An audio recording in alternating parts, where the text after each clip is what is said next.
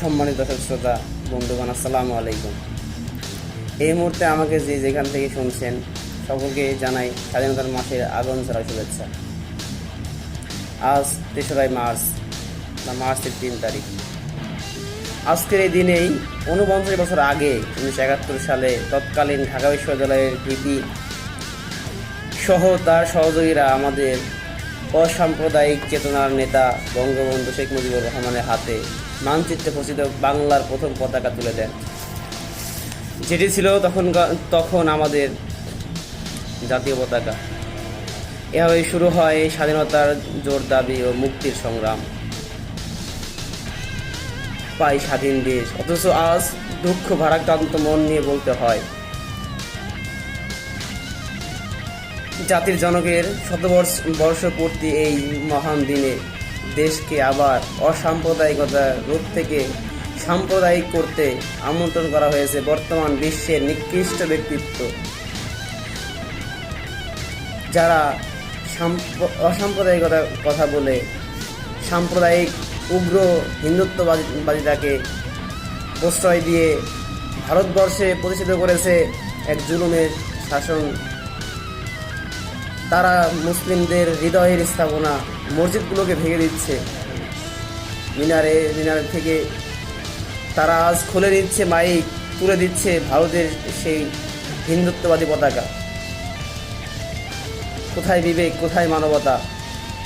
যারা আজকে অসাম্প্রদায়িকের কথা বলে, অথচ তারা নিজেরাই সাম্প্রদায়িকতাকে ধারণ করে যারা মুসলিমদেরকে আজকে বলছে জঙ্গি, যেখানে জঙ্গিত্ববাদী হামলা হয় তারা মুসলমানদেরকে দায়ী করে, অথচ সারা বিশ্বে তাকালে দেখা যাচ্ছে আজকে মুসলিমরাই মার খাচ্ছে।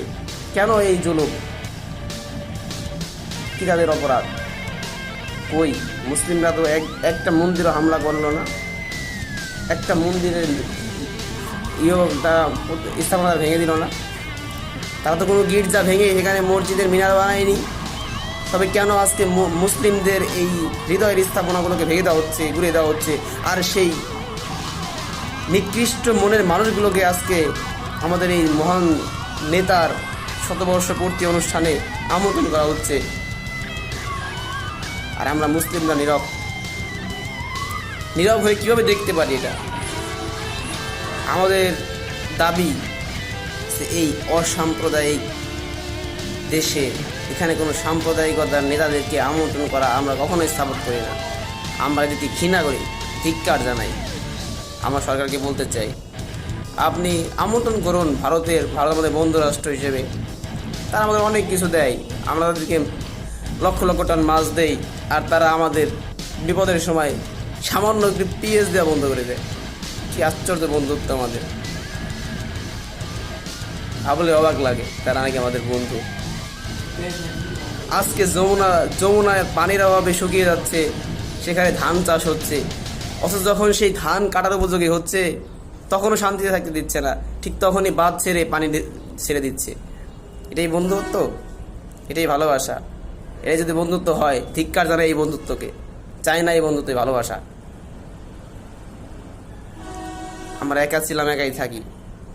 আল্লাহ আমাদের কম দেননি, এদেশে সম্পদের অভাব ছিল না, অভাব নেই, শুধু সৎ ও দক্ষ নেতৃত্বের অভাবে এই সম্পদগুলো সঠিক ব্যবহার হচ্ছে না। যাই হোক, আমাদের আবারও জোর দাবি জানাচ্ছি, আমাদের মহান নেতার শতবর্ষপূর্তি এই মুজিব বর্ষে যেন বাংলার জমিনে মোদী সরকার আসতে না পারে। মোদীর পরিবর্তে ভারতের অন্য নেতাদেরকে আমন্ত্রণ করা হোক, আমাদের কোনো আফসোস নেই, কিন্তু এই বিয়াদব যেন আসতে না পারে, এটাই আমাদের দাবি। সকল ভালো থাকবেন এবং সোচ্চার কণ্ঠে যেখানে অন্যায় হবে তার প্রতিবাদ জানাবেন। সকলের প্রতি এই দাবি রেখে আমি আজকের ভিডিও এখানে শেষ করছি। সকলে ভালো থাকবেন এবং যারা এখনও আমার চ্যানেলটি সাবস্ক্রাইব করেননি, সাবস্ক্রাইব করবেন, পাশে থাকবেন এবং লাইক দিবেন। আপনাদের এই লাইক এবং কমেন্টগুলো এবং এইগুলো আমাদের আগামী দিনে ভিডিও বানাতে সাহায্য করবে। তো সকলে ভালো থাকবেন, সকলের কাছে শুভকামনা জানিয়ে শেষ করছি। আসসালামু আলাইকুম।